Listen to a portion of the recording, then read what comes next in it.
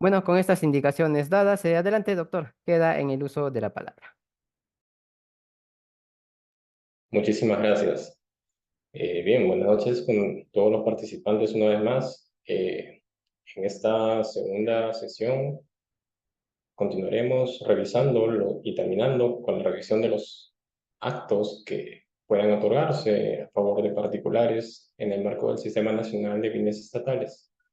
Y como ya es de su conocimiento, para esta segunda sesión se reservaron los actos de administración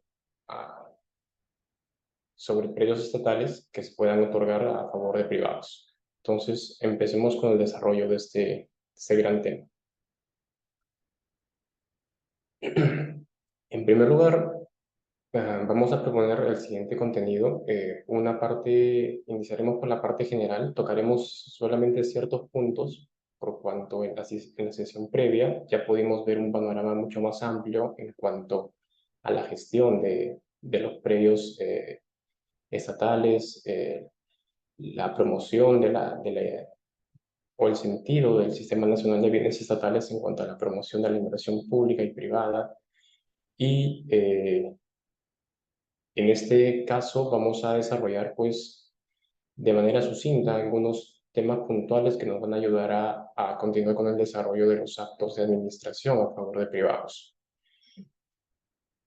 Una vez desarrollados estos puntos esenciales, pasaremos a desarrollar las figuras en sí, partiendo por el arrendamiento, el usufructo, la servidumbre regulada en el Código Civil y finalmente tocaremos la cesión en uso. Bien, entonces empecemos. Parte general. Como lo hemos venido ya exponiendo a lo largo de estas sesiones, el núcleo duro de la base normativa que se configura en el Sistema Nacional de Bienes Estatales está dado por la Ley General del Sistema Nacional de Bienes Estatales, aprobada por la Ley 29151, actualmente incorporada a su texto único ordenado. Asimismo, tenemos el vigente reglamento de la referida ley, aprobado por el Decreto Supremo 08-2021-Vivienda. Es a partir de este bloque normativo que se comenzarán a desplegar las condiciones, presupuestos, requisitos de cada uno de los actos. Haciendo una comparación en lo que refiere a los actos de administración, vimos en la sesión anterior que los actos de disposición, por ejemplo, implicaban un desplazamiento del dominio. Ese era su elemento esencial, el desplazamiento del dominio. Sin embargo, a diferencia de aquellos, en los actos de administración no existe tal desplazamiento de dominio.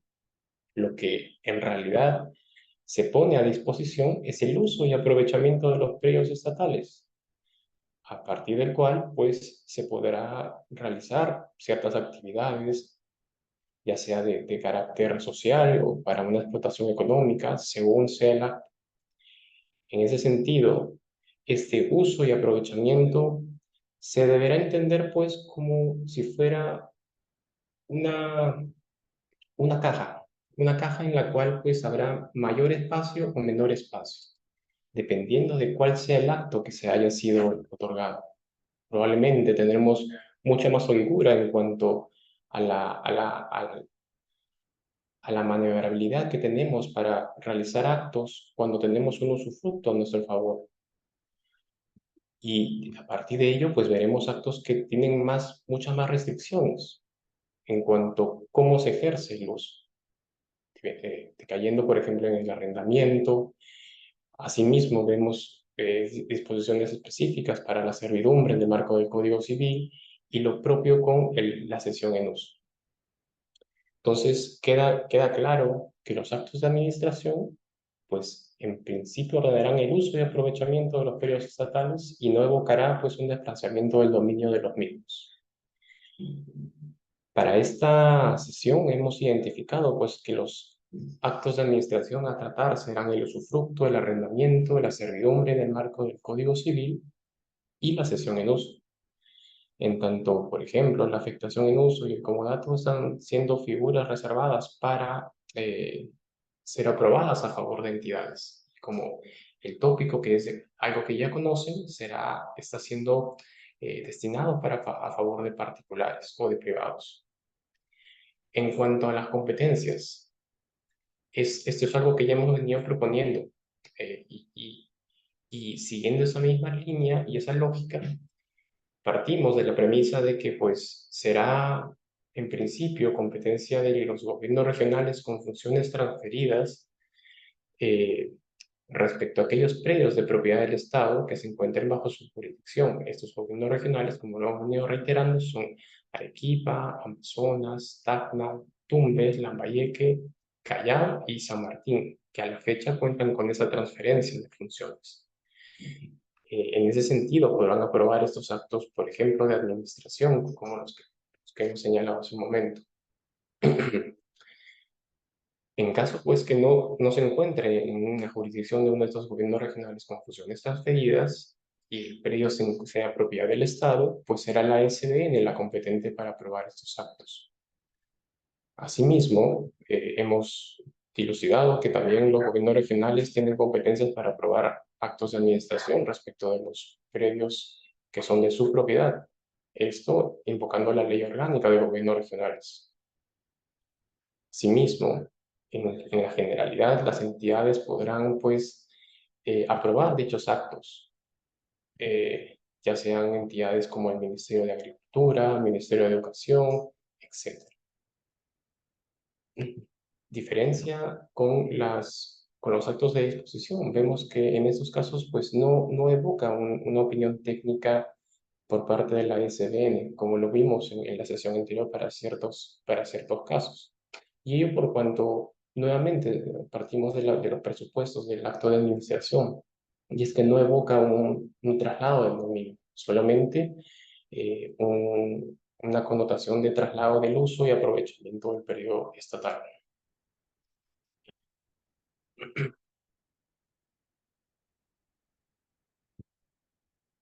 Ahora bien,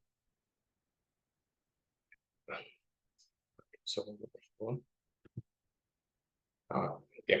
Ahora bien, hemos hablado también en la sesión anterior que los predios estatales, en principio, pues tienen esa clasificación clásica de bienes de dominio privado y bienes de dominio público, siendo que en su inmensa mayoría, pues los actos recaen sobre los predios de dominio privado, porque es por cuanto estos no tienen un fin público actual o un uso público actual. Y es en ese sentido que los actos en principio recaen sobre estos predios.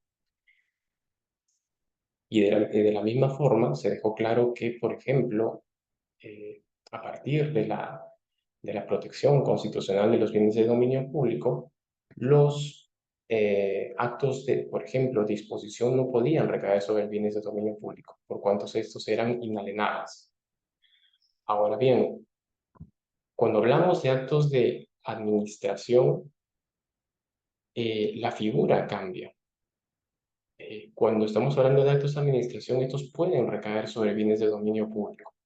Y esto en cuanto a la introducción que se hizo con un cambio normativo que se produjo de un decreto legislativo, el 1358, que se permitía introducir las figuras del usufructo, servidumbre, arrendamiento, cesión en uso, comodato y otros derechos que no impliquen la enajenación sobre predios de dominio público. Para ello se establece una condición, y es que este acto no debe desnaturalizar o obstaculizar el normal funcionamiento del uso o servicio público. ¿Cómo se sabe cómo se advierte que no se está desnaturalizando o obstaculizando el normal funcionamiento? Para ello, la norma pues ha contemplado ciertos supuestos que nos permitan identificar tales situaciones. Esto está contemplado en el numeral 90.2. del artículo 90 del reglamento. En este sentido, se indica pues que los predios de dominio público no perderán el normal funcionamiento o no hará una desnaturalización en su uso o servicio público, cuando, por ejemplo, el acto se otorga para el desarrollo de servicios complementarios que ayuden al cumplimiento del uso o servicio público. O, por ejemplo, cuando la actividad a la que se va a destinar el predio es compatible con el uso predeterminado del predio o con la consonificación. Es decir, vemos pues que hay situaciones en las que los predios de dominio público, teniendo un uso eh, predeterminado, pues eh, dada la naturaleza del mismo, permite que pueda estar en sintonía o armonía con otra serie de servicios. Por ejemplo, cuando los lotes de equipamiento urbano son destinados a servicios comunales, permiten pues que sean destinados para varias actividades sociales, como puede ser el funcionamiento de, de bibliotecas, de ayuntamientos o palacios municipales, para implementaciones comedores populares, etcétera. Son una versatilidad de situaciones que se permiten a partir del uso predeterminado. Y asimismo, aun cuando el uso predeterminado es incompatible con la actividad a realizar, incluso así se puede evitar, desnaturalizar y obstaculizar el normal funcionamiento del uso o servicio público en función a criterios como puede ser el plazo, la oportunidad y o al espacio que se requiera, en tanto, por ejemplo, sean plazos breves, mínimos o un espacio pues que no implique de ninguna manera que se, que se pierda pues el sentido del servicio público que se venga prestando sobre ese predio. Es decir, serán esas situaciones que se evalúen en cada caso y en base, digamos, al impacto que sea mínimo, que me permitirán, pues, aprobar actos de administración sobre bienes de dominio público, en tanto se está en el supuesto que no viene desnaturalizando o obstaculizando el uso o el servicio público. Entonces, veamos. Empecemos a desarrollar cada una de las figuras que hemos propuesto para el día de hoy y empecemos por el arrendamiento. Esta es una figura que es traída, pues, en sí del Código Civil y ha sido incorporada a la normativa del Sistema Nacional de Bienes Estatales, teniendo como bloque normativo lo que ya hemos comentado, la Ley General del Sistema Nacional de Bienes Estatales, su reglamento. Para este efecto se ha aprobado una directiva que regula, que contiene disposiciones para el arrendamiento de predios estatales. Esta directiva es la número 004/2022/SB. Como lo adelanté, en esta mirada del arrendamiento, cuando es traído a las normas del Sistema Nacional de Bienes Estatales, se precisa pues de que, teniendo la misma lógica que la del Código Civil, a través del arrendamiento, pues una entidad que tendrá la calidad de arrendadora se obligará a ceder temporalmente el uso de un predio estatal a favor ya sea de un privado o de una entidad en calidad de arrendatario, quien en contraprestación deberá pagar una renta convenida. Es decir, estamos de la misma forma como lo regula el derecho común, el Código Civil, la, el arrendamiento será pues una relación obligacional, donde habrá dos partes, un arrendador, que en este caso, para efectos de, de la situación en cuanto estamos en predios estatales, estará representado pues por la entidad del Estado, la entidad estatal o el Estado. Y por el otro lado estará el arrendatario, que podrá ser ya sea un privado o una entidad. Para efectos de esta exposición, pues estamos, a propósito del tema, nos detendremos a hablar del arrendatario cuando este es un privado.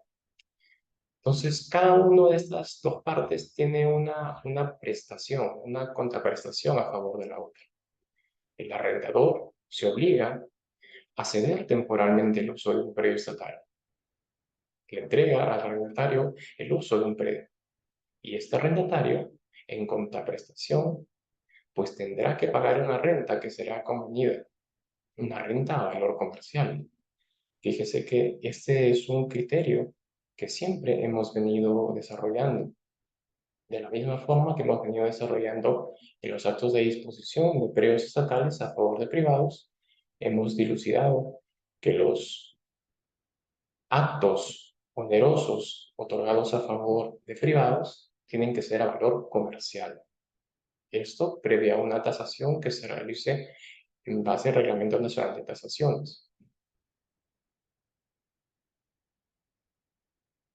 Entonces, esta de las características del arrendamiento en el marco del Sistema Nacional de Bienes Estatales tendrá, pues, en principio, esta relación obligatoria, como lo comenté en su momento.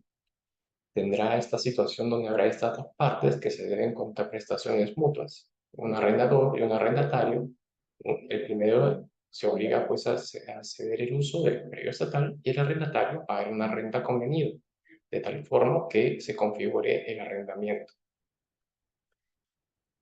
Trayendo la disposición del Código Civil, de la misma forma fue incorporada en el vigente reglamento de la Ley General del Sistema Nacional de Bienes Estatales, así como en la directiva que regula el arrendamiento de predios estatales. Se indica como obligación que en principio el arrendatario no puede subarrendar el predio a favor de terceros. Es decir, este privado que reciba el predio a través de un arrendamiento no podrá en principio subarrendarlo a favor de terceras personas, bajo causal de resolución contractual. Sin embargo, podrá facultarse a que realice tal acto de subarrendamiento en cuanto tenga el consentimiento expreso de la entidad arrendadora. Y esto tiene que constar por escrito. Asimismo, el plazo máximo para poder arrendar un predio estatal es por el lapso de 6 años. Claro está que esto está sujeto a renovación, para lo cual se puede celebrar un nuevo contrato por el mismo plazo. Entonces, vemos características muy similares a las reguladas en el Código Civil. Son, en buena cuenta, características que se recogen de ese cuerpo jurídico y son incorporadas a el cuerpo normativo que regula el Sistema Nacional de Bienes Estatales. Claro está que para estos efectos centramos nuestra atención en cuanto a los predios estatales y la gestión de los mismos. Ahora bien, aquí es donde vemos cuál es la primacía del Sistema Nacional de Bienes Estatales en cuanto a cómo es que se va a ejercer este arrendamiento. Se indica que el arrendamiento, en principio, va a seguir la misma lógica del resto de actos que están siendo otorgados a favor de particulares. ¿Y cuál es esta lógica? Que el acto, en principio y por regla, sea otorgada a través de una subasta o una convocatoria pública. Vale decir, un acto a través del cual la propia entidad pues decide convocar a la generalidad de las personas, a la generalidad de los ciudadanos, para que puedan participar en una subasta o una convocatoria pública y puedan precisamente acceder al acto o al derecho que se estaría otorgando. En este caso, para el arrendamiento, pues a partir de esta convocatoria pública, se señalará un precio base de la renta y en base al a la naturaleza misma de este mecanismo que permite esta interacción en cuanto al mercado y buscar un valor óptimo en el precio de la renta que se vaya a convenir, pues se permitirá buscar el rendimiento máximo del predio estatal. Es así que esa es la lógica que sigue el Sistema Nacional de Bienes Estatales para el arrendamiento. El, el, el, la regla que debe seguirse es que tenga que ser a través de esta convocatoria pública que haya sido, pues, mm, convocada, valga la redundancia, por la entidad propietaria o que se encuentre bajo la competencia de la entidad, pues, que esté ejerciendo la administración del predio estatal en concreto. Sin embargo, existe también la posibilidad de que se celebre un arrendamiento de manera directa, es decir, que sean determinadas personas las que puedan tener la capacidad de celebrar un arrendamiento directo siempre y cuando se encuentren en alguna de estas causales que se habilitan por cuanto son excepcionales a la regla de la convocatoria pública. En ese sentido, se establecen pues ciertas causales habilitantes a, a efectos de que pueda celebrarse de manera directa este arrendamiento. La primera causal es una causal que ha sido incorporada a propósito del vigente reglamento, el reglamento aprobado por el Decreto Supremo 08-2021-Vivienda.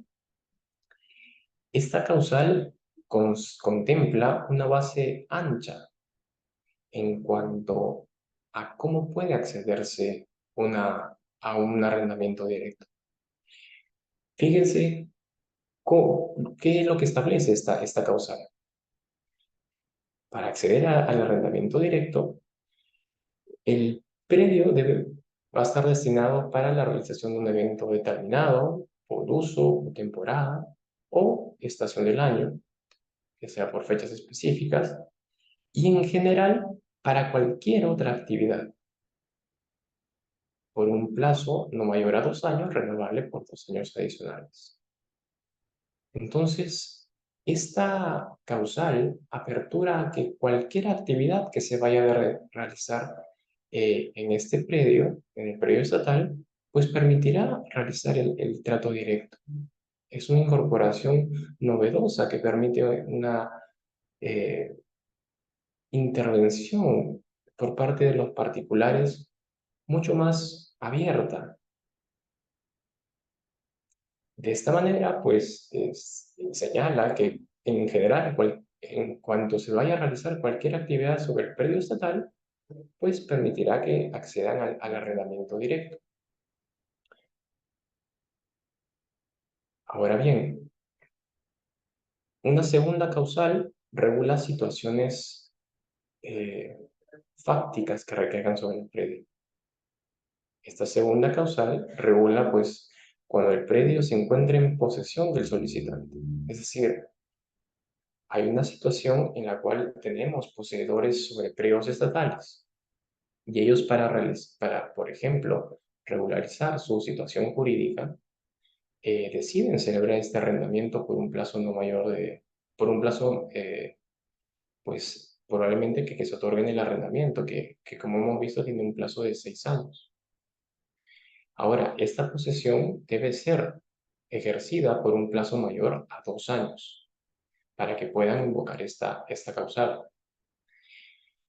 Es necesario tener en cuenta de que para que una y otra causal que podemos apreciar tenga la debida autonomía y pueda, digamos, de alguna manera no se contraponga una a otra y vacíe de contenido la primera causal a la de posesión, será entonces si cuando estemos ante un solicitante que se encuentre en posesión, necesariamente tendrá que invocar esta segunda causal, la causal referida a posesión.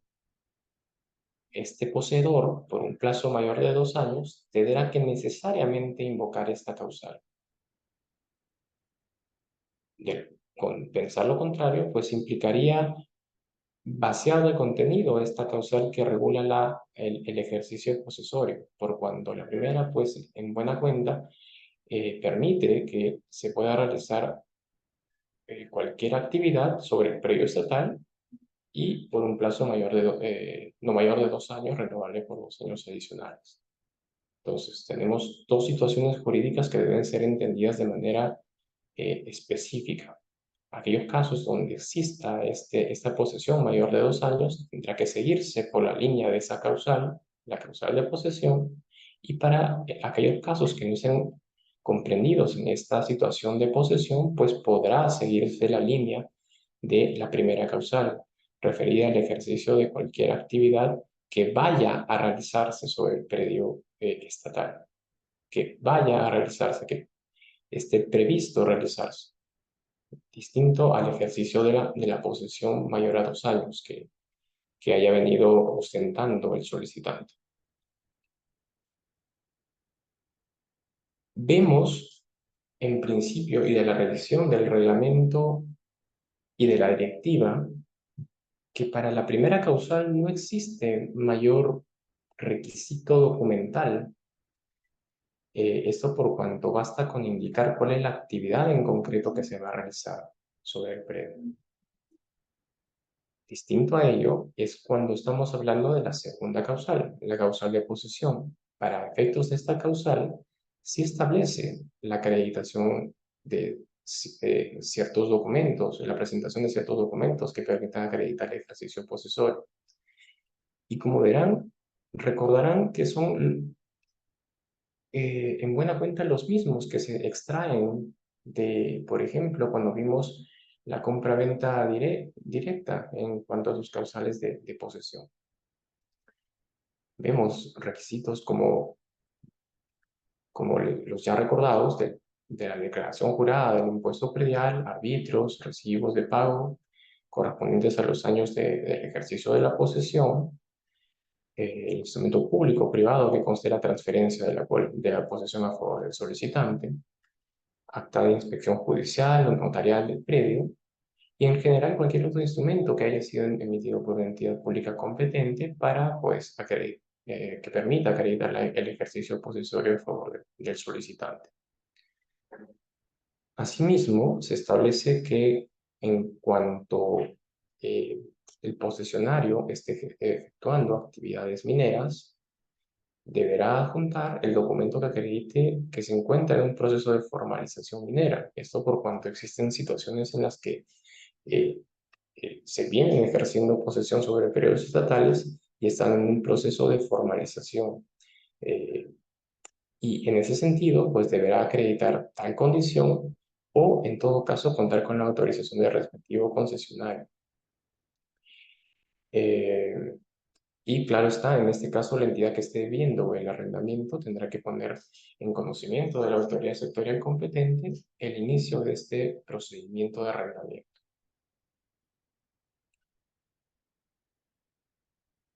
En cuanto a la extinción del arrendamiento, estas causales de extinción son, mm, van a ser muy similares con respecto al resto de actos que vamos a tratar. En principio, vemos que los actos de administración a favor de particulares son en su inmensa mayoría se rigen por la temporalidad. Y es en ese sentido que, por ejemplo, un arrendamiento se extinguirá precisamente por el vencimiento del plazo. Recordemos que el arrendamiento, en principio, tiene una vigencia máxima de 6 años que puede ser renovable, pero tiene una situación de temporalidad. En ese sentido, se extinguirá pues al vencimiento del plazo. Asimismo, el arrendamiento podrá extinguirse en cuanto el arrendatario le dé un uso distinto con respecto al cual se le concedió. O en todo caso esté realizando un acto contrario al orden público, a las buenas costumbres. Es decir, son obligaciones que tiene y deberes de cuidado que tiene el arrendatario con respecto al predio. Es decir, el acto, que el uso que venga dando no puede ser contrario al orden público, a las buenas costumbres, y en todo caso debe preservar que el destino que le venga dando es para el cual se le otorgó el predio estatal en arrendamiento. Asimismo, como lo comentamos al inicio, existe el impedimento de que pueda en principio subarrendar o ceder el arrendamiento eh, sin el consentimiento expreso y por escrito de la entidad arrendadora. Esa es una obligación que también se va a establecer en la propia resolución. Asimismo, esta causal que, que, que refiere a la decisión unilateral por parte de la entidad arrendadora por razones de interés público es una causal que se va a repetir a lo largo de todos los actos, por cuanto estas razones de interés público pues vendrán de una norma, una ley que establezca la declaratoria de interés nacional o de gran envergadura, la ejecución de un proyecto y sobre el cual pues tiene preeminencia la ejecución del mismo por cuanto son valores perseguidos por el Estado en su integridad, ¿no? Asimismo, es causal de extinción del arrendamiento el incumplimiento reiterado de los tributos, que en este caso son en un incumplimiento reiterado de hasta 3 oportunidades consecutivas del pago de estos tributos, que es una obligación también del arrendatario. El incumplimiento de la relación de la garantía de fiel cumplimiento. Esta garantía de fiel cumplimiento se obliga a que el particular la presente por cuanto estamos hablando de un acto a título oneroso que está siendo entregado a favor de un particular. Y este tiene la obligación de presentar esta garantía de fiel cumplimiento y así como su renovación. Y finalmente la consolidación, que es la reunión pues en una sola persona de la condición de propietario. Y en este caso pues puede consolidarse el dominio si es que el arrendatario adquiere la propiedad del predio estatal. Nada impide de que pueda seguir un procedimiento en el cual se adquiera la propiedad del predio. Por ejemplo, estar inmerso en las causales de compraventa, se realiza una permuta, etc. Las situaciones pueden ser variadas, en cuyo caso nada impide que el arrendatario pueda, en caso que cumpla con los presupuestos, adquirir la propiedad también del predio estatal. Ahora bien, siguiendo con la línea de los actos, veremos el acto de usufructo. De igual forma, para tratar este acto, tendremos en principio la Ley General del Sistema Nacional de Bienes Estatales, su reglamento, nuevamente, y asimismo la directiva que regula lo referido a la constitución del usufructo sobre predios estatales. Esta directiva, la vigente, es la directiva 03-2022/SDN.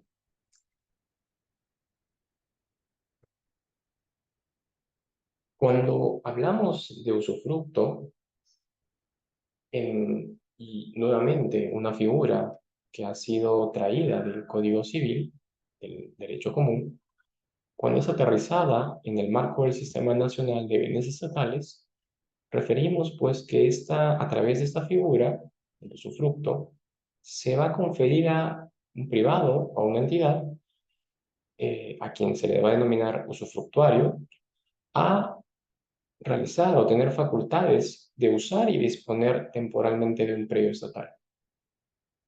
Este usufructuario, pues, estará dotado de aquellas atribuciones que le está siendo cedida por un propietario. Las atribuciones de la propiedad que están siendo trasladadas, que son del uso y el disfrute. Y esta es ejercida de manera temporal. vemos que la temporalidad es una condición que nos viene persiguiendo a lo largo de estos actos de administración. Entonces, a través del usufructo, el usufructuario, en este caso puede ser una entidad o un privado, nos referiremos para los términos de esta exposición que sea un privado. Este usufructuario tendrá un pleno derecho de usar y disfrutar temporalmente de un predio. Es una situación jurídica que tiene el usufructuario con respecto a la propiedad. Ya no es una relación obligacional, es una condición jurídica que, que adquiere. Una nueva situación jurídica devenida de un pleno derecho de uso y disfrute del predio estatal. Es por ello que cuando revisamos sus características, pues el usufructo, a diferencia del arrendamiento, es concebido como un derecho real. Y al tener un derecho real, pues no solamente implica esta situación de percepción en cuanto a la situación de la persona con respecto a la propiedad. Es una situación en la cual eh, existe una situación de con respecto a la cosa, con respecto al bien. Es un disfrute de un derecho pleno que se deviene de su relación con respecto a un bien. Y a partir de esto, pues genera el deber de la generalidad de las personas de no traspasar ese derecho pleno que ostenta, por ejemplo, en este caso el usufructuario, siendo un derecho real. Y esto genera pues la oponibilidad de los derechos reales al poder estar debidamente inscritos. Asimismo, el valor de un derecho real se puede también materializar a través de la posibilidad de que puedan constituirse derechos, el usufructuario pueda constituir derechos reales menores o incluso derechos o actos menores.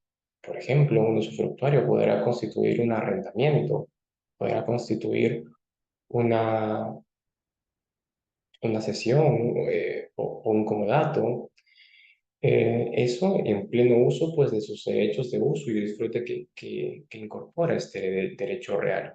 Es un derecho bastante fuerte o intenso en cuanto a las posibilidades que, que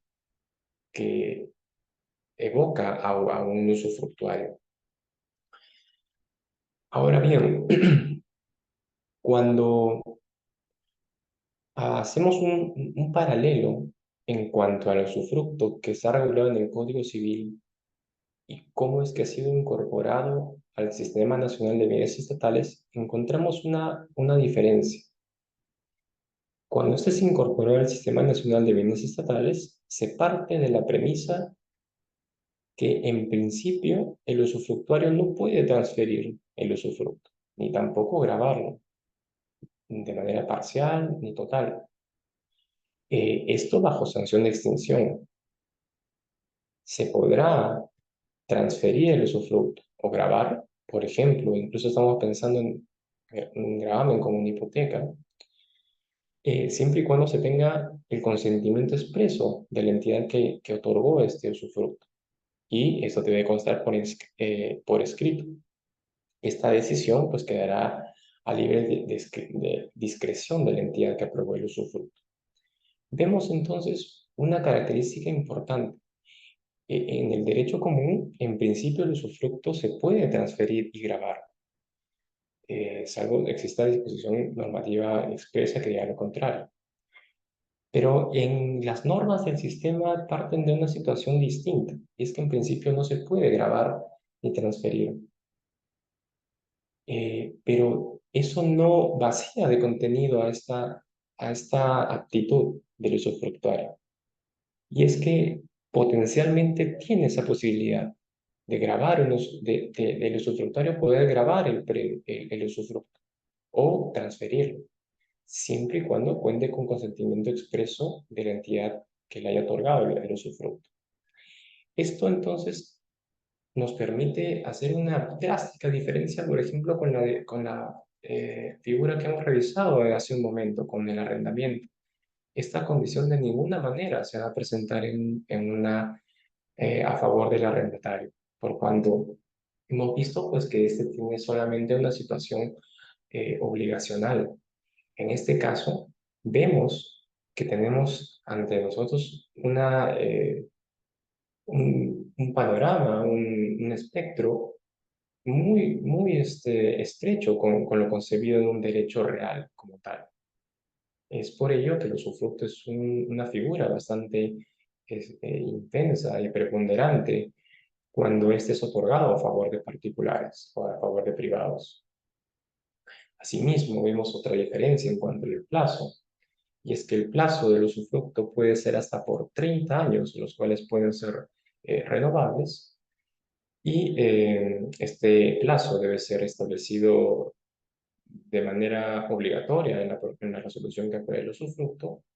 De lo contrario, pues estará sujeto a una sanción de nulidad.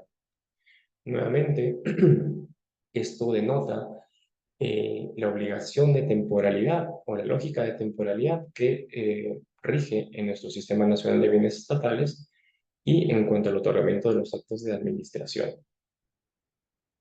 Nuevamente, siguiendo el mismo razonamiento que hemos venido sosteniendo, el usufructo primero será convocado y por regla por convocatoria pública, por interés pues de la misma entidad propietaria del predio estatal.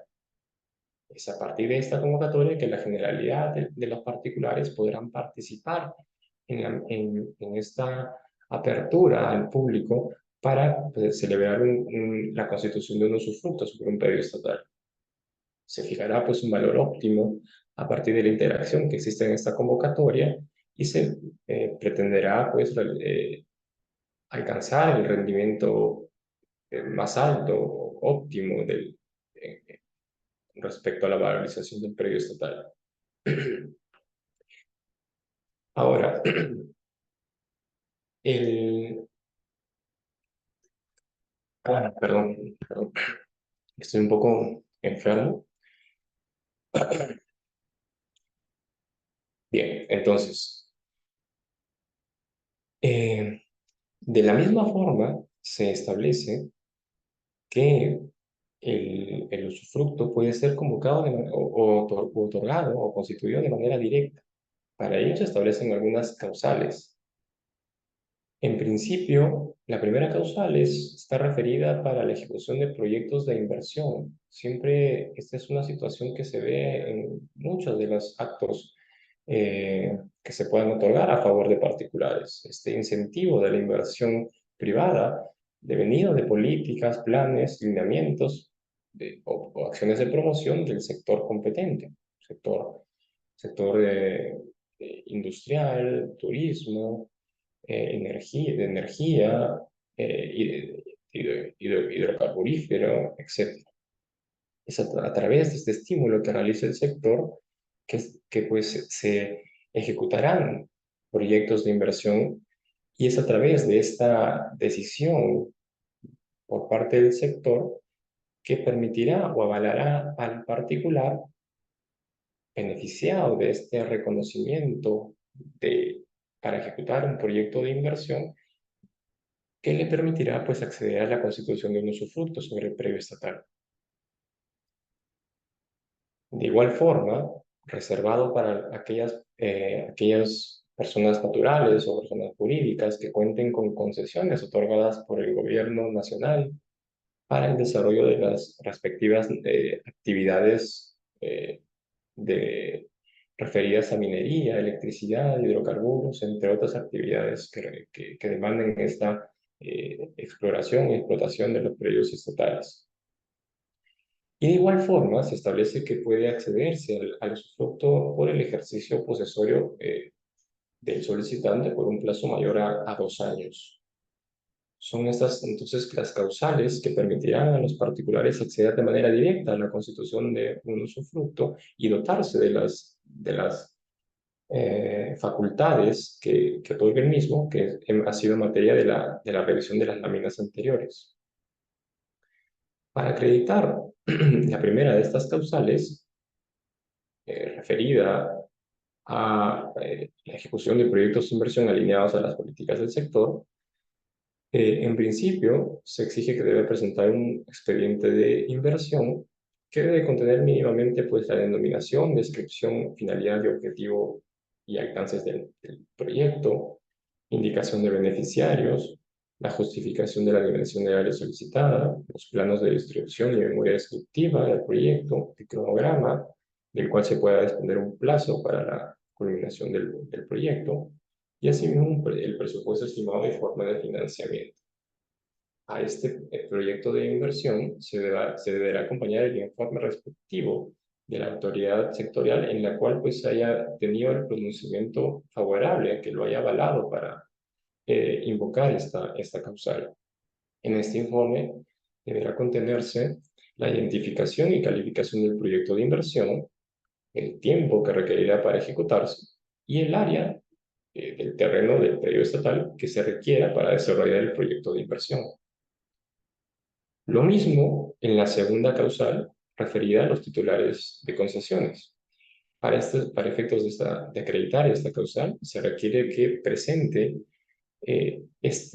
únicamente este informe emitido por la autoridad sectorial competente, en el cual contenga la identificación y calificación del proyecto de inversión, el tiempo que se requiera para ejecutar el proyecto, el área del terreno del predio estatal, y asimismo en este mismo informe se deberá indicar y precisar la concesión que se haya otorgado a favor del solicitante, que estaría promoviendo la constitución del usufructo de manera directa. Y finalmente, pues de la misma forma que como vimos en el arrendamiento, para acreditar la posesión serán con este listado de documentos que se proponen en los cuales se pueda acreditar el ejercicio posesorio por más de 2 años.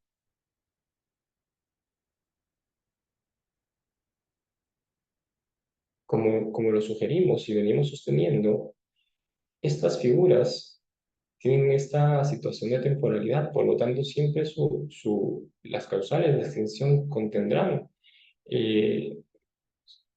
situaciones referidas al cumplimiento del plazo que se le haya otorgado a través de estas figuras, como puede ser en este caso a través del usufructo.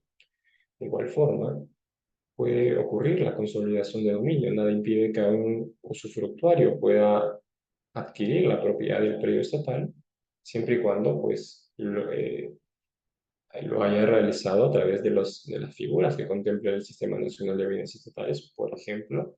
Nada impide para que, en caso que así lo cumpla, puede acceder a una compraventa directa del predio estatal siempre y cuando esté inmerso en alguna de las causales y los presupuestos que exige cada una de estas, de tal forma que se produzca la consolidación de dominio. Vemos con la incorporación de una causal referida a la muerte o renuncia del usufructuario, en caso sea una persona natural, o puede también ser a través de la extinción de la persona jurídica, de la personalidad jurídica, en caso sea, por ejemplo, una empresa, el usufructuario.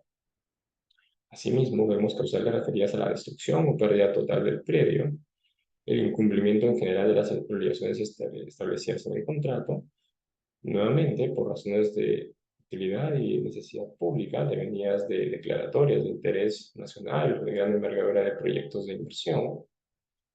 Y nuevamente el tema referido al incumplimiento de la renovación de la garantía de fin cumplimiento, que está a cargo de los particulares, pues por cuanto son actos a título oneroso. Ahora bien, cuando vamos a lo referido a la figura de la servidumbre del Código Civil, lo que hace el Sistema Nacional de Bienes Estatales al recoger esa figura es una remisión a las disposiciones en buena cuenta del Código Civil, del derecho común, que regulan la constitución de ese tipo de servidumbres. Actualmente, estas disposiciones están contenidas y recogidas expresamente y han sido de alguna manera extrapoladas del Código Civil a la normativa del Sistema Nacional de Bienes Estatales en la Directiva 09-2021/SBN, en la que contiene disposiciones para la constitución del derecho de servidumbres sobre periodos estatales. Esta directiva regula únicamente lo referido a la servidumbre del derecho civil, que regula el derecho civil. Esto por cuanto hay que hacer una diferencia en cuanto a otro tipo de servidumbres que se recojan, por ejemplo, estas servidumbres de un marco normativo especial, que seguramente será materia de una de estas sesiones que está llevando a cabo esta casa de estudios. Me refiero específicamente a la servidumbre a favor de proyectos de inversión sobre terrenos seriazos, devenida de la Ley 3327, que dista de las disposiciones contenidas en la servidumbre común que conocemos en el Código Civil. Entonces para efectos de, habiendo hecho tal diferenciación, seguiremos con lo que corresponde a la servidumbre que está recogida en el Código Civil y ha sido incorporada al catálogo de actos de los actos de administración a favor de privados en el Sistema Nacional de Bienes Estatales. A través de la servidumbre común del Código Civil, se va a permitir que un predio estatal, al cual se le denomina predio sirviente, sea grabado a favor de otro predio estatal o privado, que será denominado predio dominante. ¿Qué quiere decir esto? Estamos en una situación en la cual tenemos un predio que se verá favorecido por la constitución de una servidumbre entendida como una carga que va a estar en desmedro de otro predio. Es así que a través de esta carga, la servidumbre, se va a afectar un predio al que le vamos a denominar predio sirviente. Para efectos de estos actos que estamos revisando será el predio estatal. Y esta carga será, pues, se verá beneficiada por un predio dominante. Este predio dominante puede ser de propiedad del Estado o de un privado. En ese sentido, pues, recogemos esta situación de la servidumbre que ha nacido de manera espontánea en el derecho, por cuanto situaciones en las cuales pues se veía la necesidad eh, inminente de afectar un predio a favor del otro para lograr determinados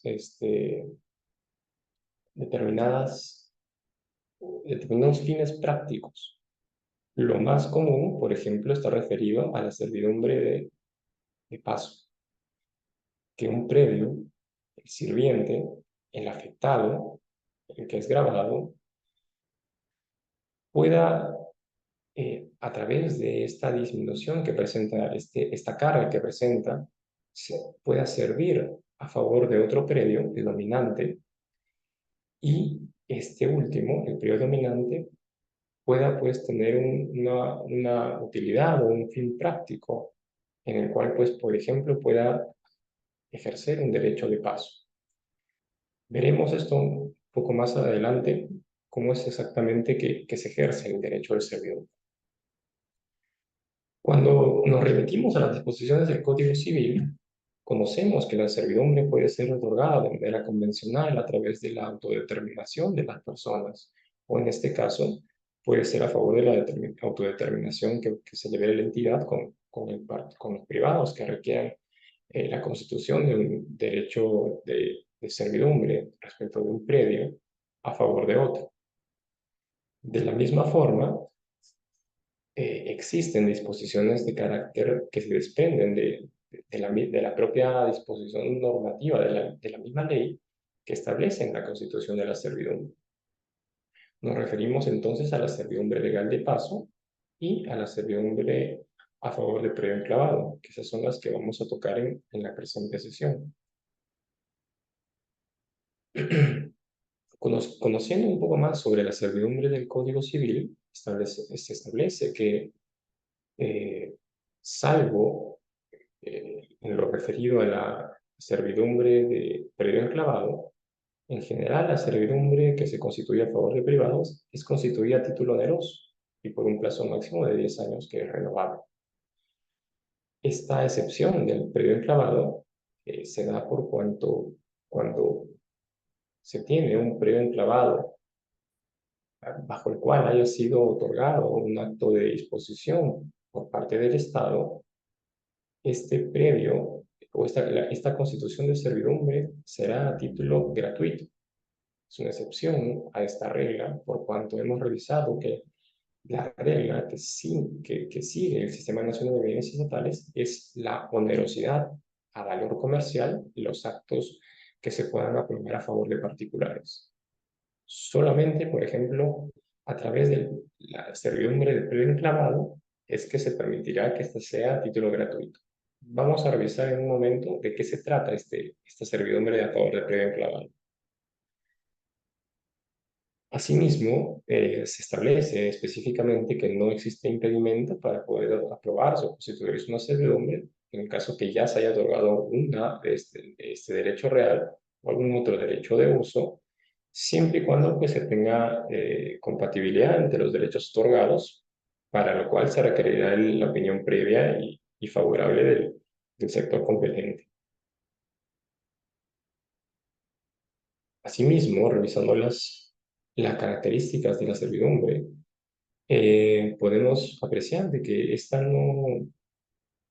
la constitución de esta carga, de este derecho de servidumbres, no impide que pueda celebrarse un acto de disposición sobre el predio estatal.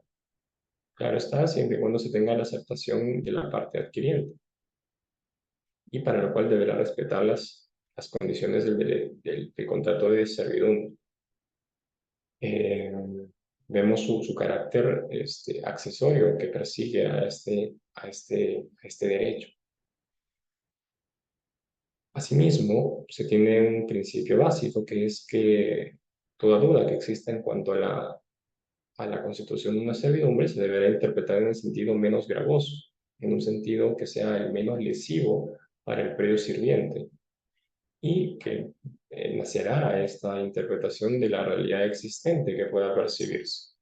Y de ninguna manera esto puede disminuir la concepción misma del uso de la servidumbre. Veamos entonces a qué nos referimos cuando hablamos de servidumbre legal de paso. La servidumbre legal de paso se constituye o se establece en beneficio de aquellos predios que no tengan salida a caminos públicos. En la realidad, vemos situaciones espontáneas que nacen en las cuales, pues, por alguna razón, predios no tienen salida a una vía pública, a un camino, a una carretera, etc. En ese sentido, pues, es a través de esta figura de la servidumbre que se permite que estos tengan acceso a estos caminos. Para ello, pues hacen uso de la carga que implica la servidumbre y precisamente invoque pues o evoque una afectación a un predio, que va a ser el predio sirviente, que se verá afectado del derecho de esta servidumbre, para que finalmente el predio dominante pueda acceder al camino público. Esta servidumbre cesará cuando el predio dominante adquiera otro predio o finalmente tenga una forma de salir a los caminos públicos, a la vía pública. lo cual pues cesará esa condición que tiene eh, de no tener salida a caminos públicos. Esta servidumbre legal de paso, como lo hemos anticipado, es a título oneroso y la valorización de esta servidumbre también tendrá en cuenta los daños y perjuicios que resultarán al propietario del predio sirviente.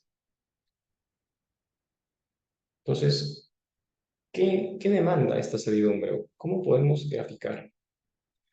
Tenemos en la imagen un predio de propiedad de un particular que está representado por este predio con un polígono de color celeste que no tiene acceso a la vía pública. Y por el contrario, está antepuesto de un predio estatal que sí tiene acceso a la vía pública y puede de alguna manera permitirle el acceso a este predio estatal a el predio del particular, a la vía pública.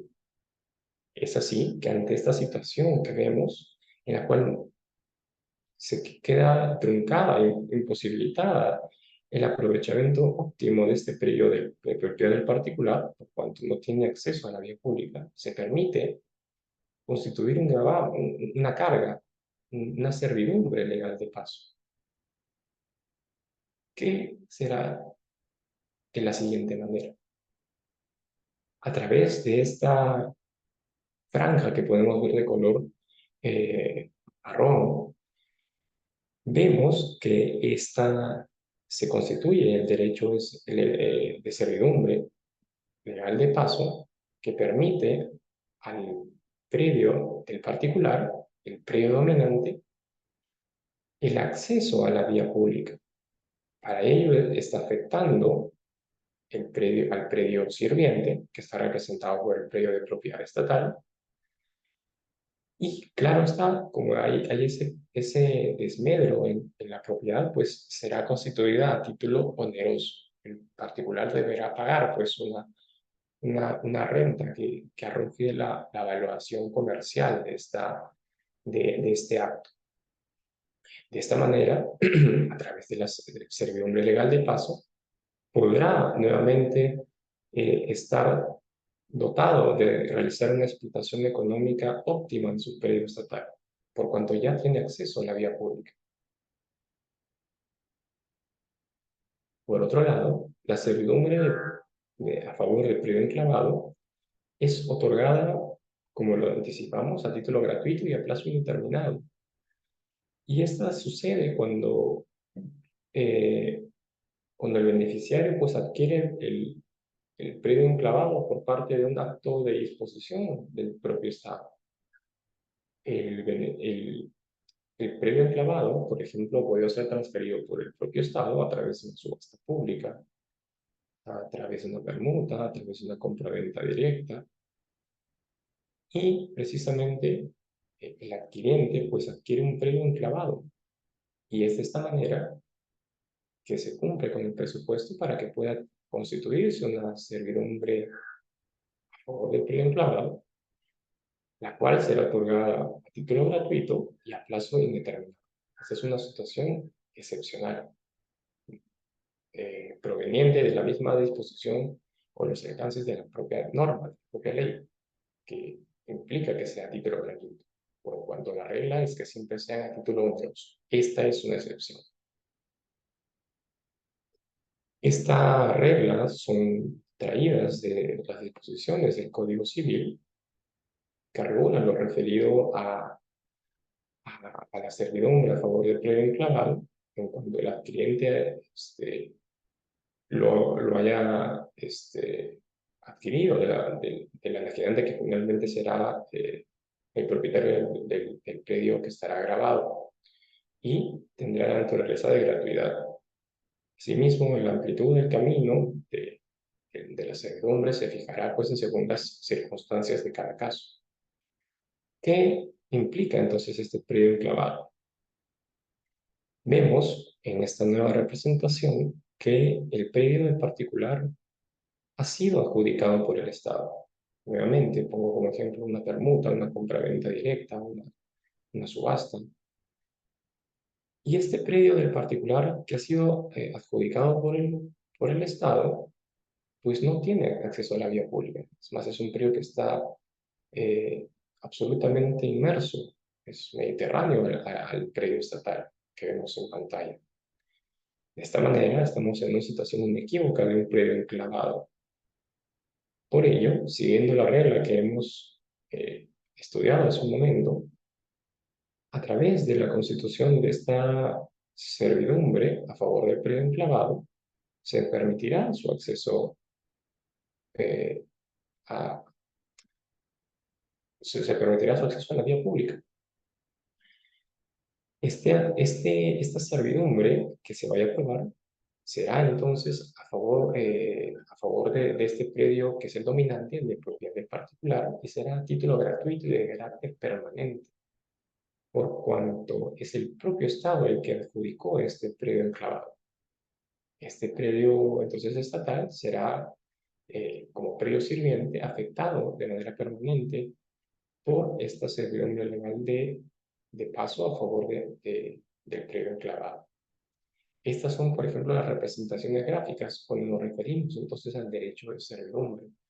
Vemos cómo es que afecta un predio en favor del otro. Existen dos predios en los cuales uno es dominante y uno es sirviente.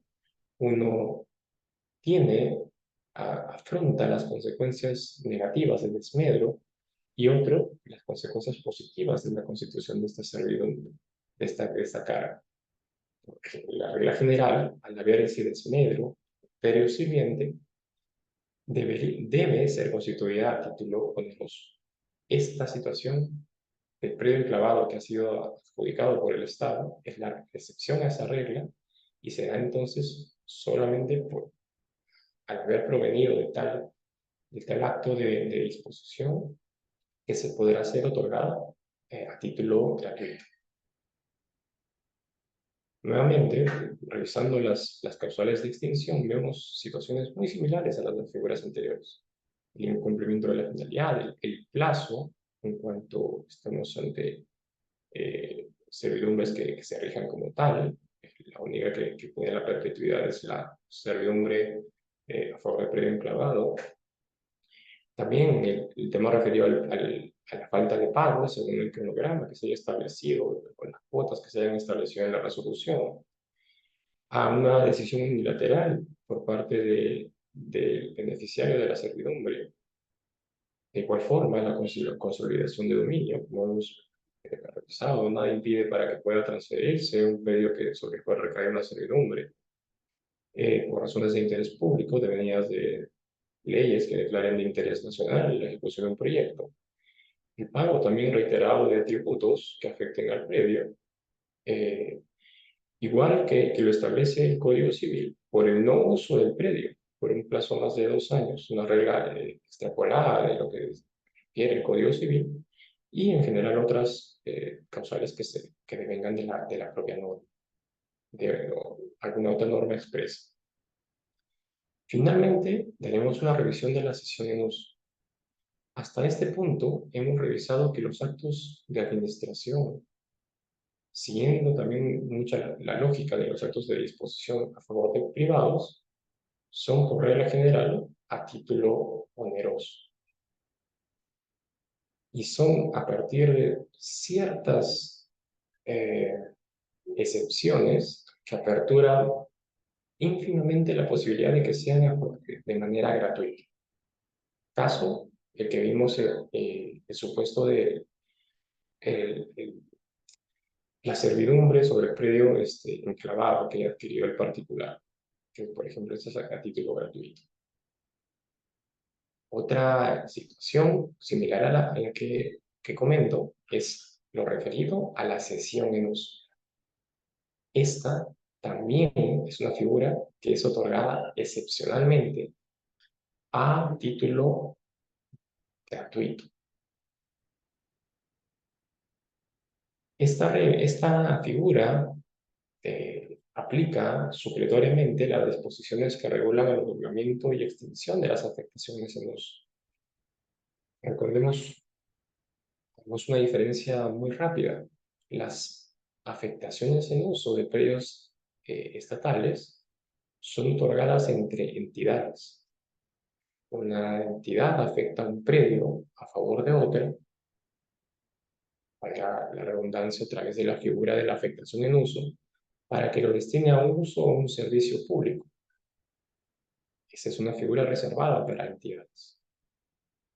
La cesión en uso es un acto de administración a través del cual una entidad le otorga a un particular de manera temporal y a título gratuito el uso del predio para destinarlo a fines específicos, fines sociales específicos que vamos a revisar. Como vemos de su definición, se extraen estas condiciones o características de esta figura. La cesión en uso otorga un derecho excepcional a un particular para usar temporalmente un predio estatal y a título gratuito. Esto por cuanto persigue ciertas finalidades específicas.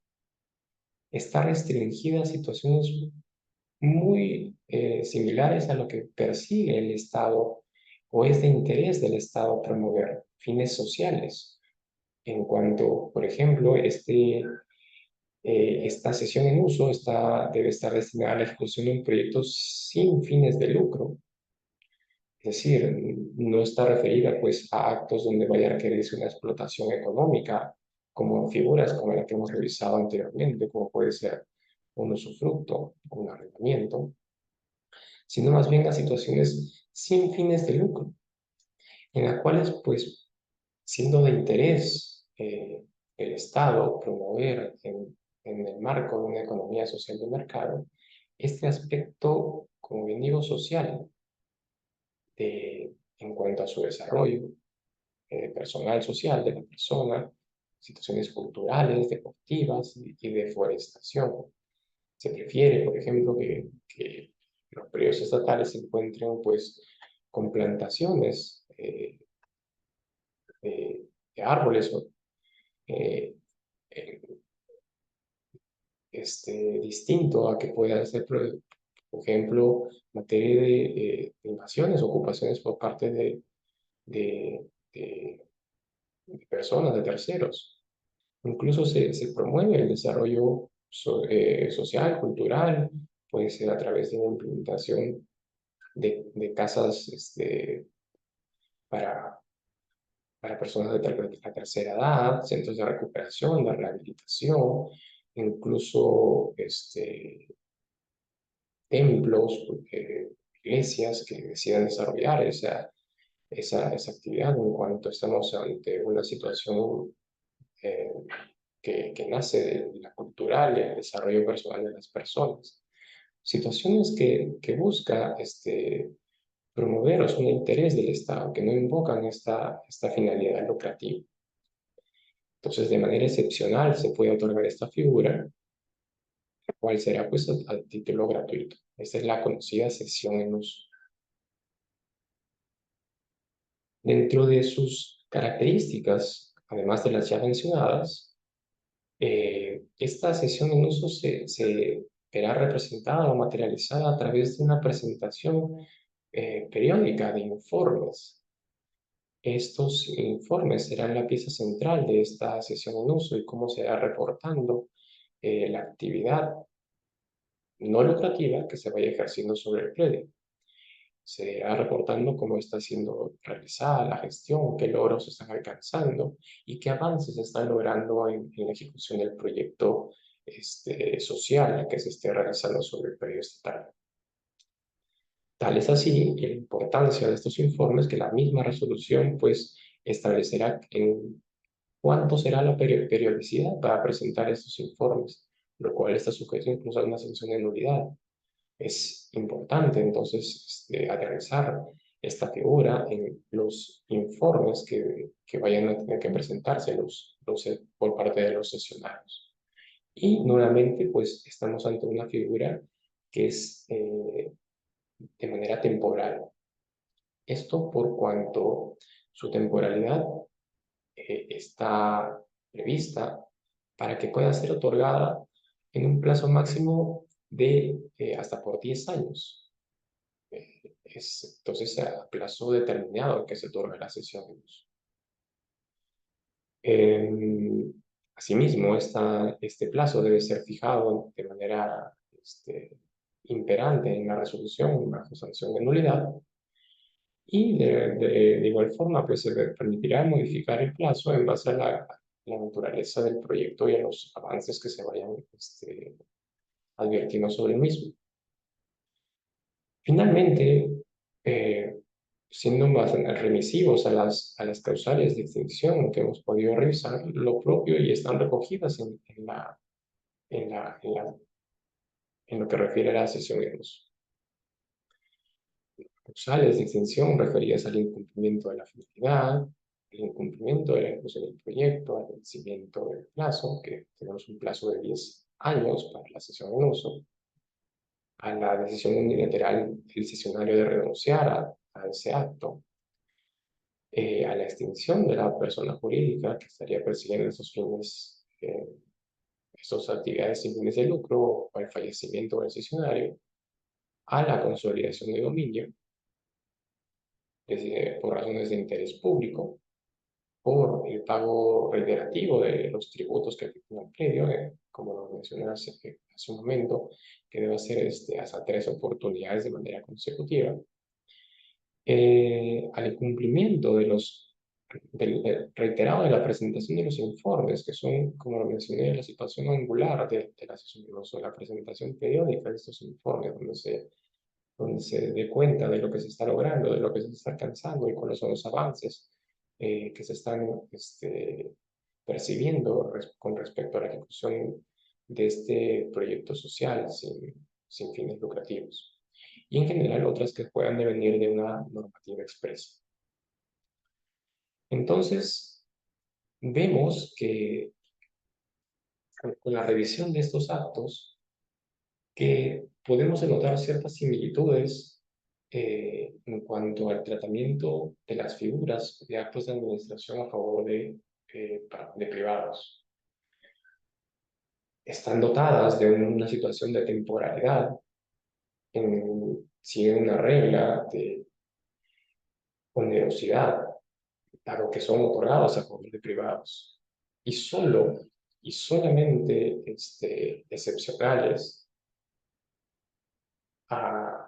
pueden ser otorgados a título gratuito bajo ciertas puertas expresamente abiertas en la norma.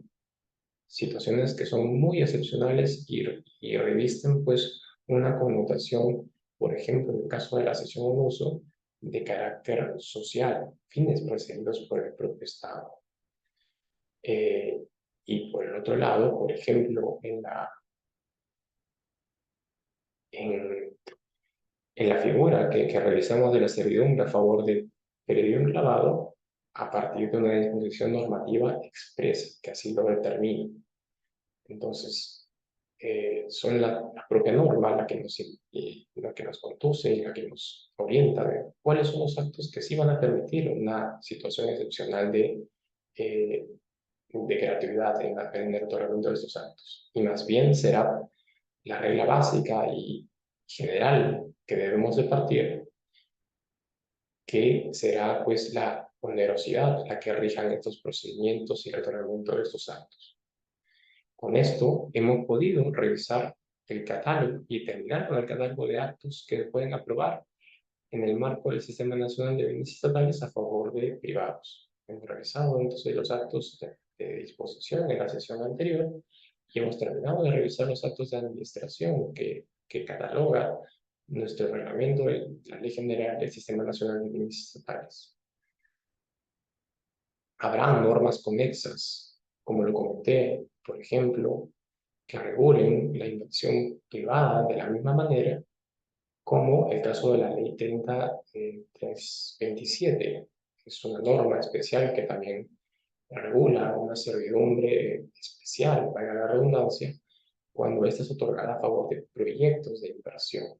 dada la naturaleza de esta figura excepcional que se contempla para la promoción de inversión privada, seguramente será materia de revisión por parte de esta casa de estudios en alguna de las sesiones que se esté publicitando, dada su normativa especial que rige este tipo de actos. Pero en buena cuenta, a través de la revisión de estos catálogo de actos de administración y disposición, hemos podido terminar con la revisión de los mismos a partir de lo que hemos podido contemplar en el reglamento de la Ley General del Sistema Nacional de Bienes Estatales. Bien, entonces, habiendo culminado con esta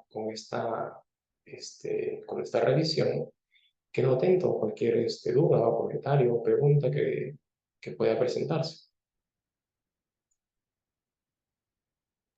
Recordar a cada uno de los participantes que tiene la opción del chat, como también tiene la opción de levantar la mano para poder habilitarles el micrófono y puedan realizar su pregunta.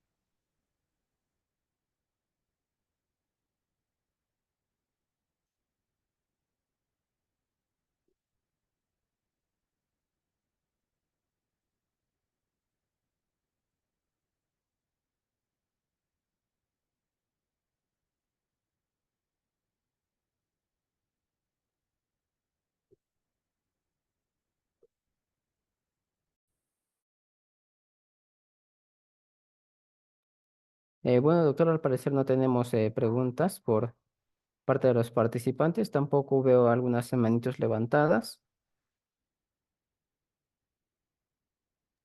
Bien, entonces, creo que habiendo finalizado y no... me parece que acá un participante, Alan Calderón, ha levantado la mano. Adelante, por favor.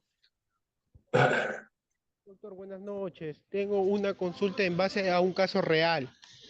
Mire, más o menos en el año 1980, eh, una asociación de comerciantes, un mercado específicamente, le compra un predio a la municipalidad y, bueno, obtienen, la, obtienen solamente la titularidad de todo el predio matriz, todo una cuadra, si no me equivoco, es el predio.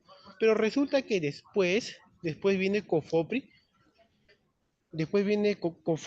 y hace la titulación a cada comerciante en cada puesto. Pero resulta, y el problema está en que el Cofopri, aparte de otorgar la titularidad a cada comerciante, eh, genera zonas comunes o corredizas, pasillos en donde pasan las personas a comprar sus productos, pues, ¿no? Zonas comunes o también llamados pasadillos, que eso ya le pertenece a la municipalidad o al Estado de manera general, no le pertenece a los socios.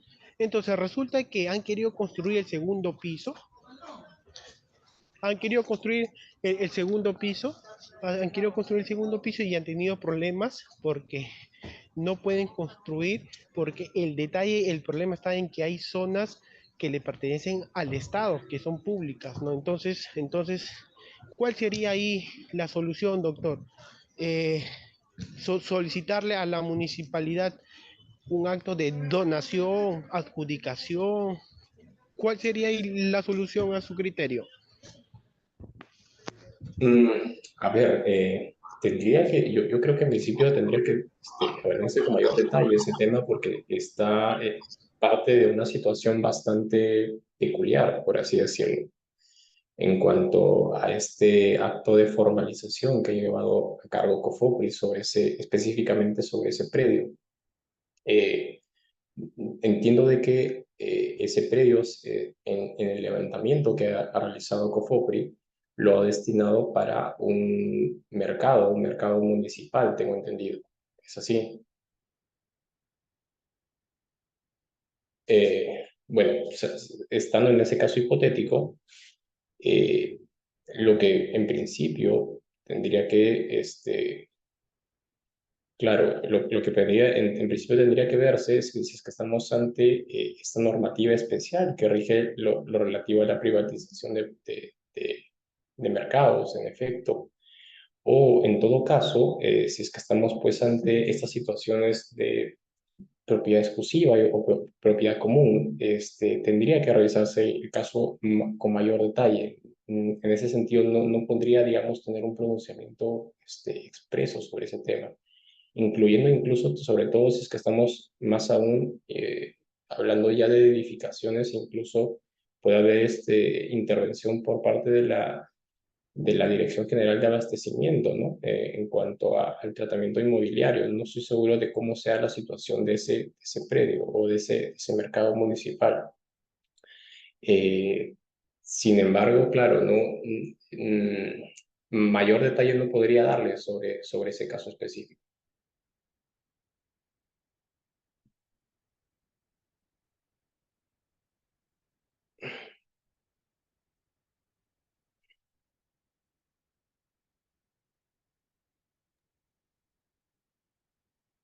Creo que ahora sí, doctor, ya no tenemos más preguntas. O si tuvieran Perfecto. alguna pregunta a los participantes, levantar la manito, por favor. Perfecto, entonces creo que eso sería todo de mi parte. Más bien, muchísimas gracias por la atención y buena predisposición para estar en esta sesión. Que tengan un buen fin de semana y me despido. Muchas gracias.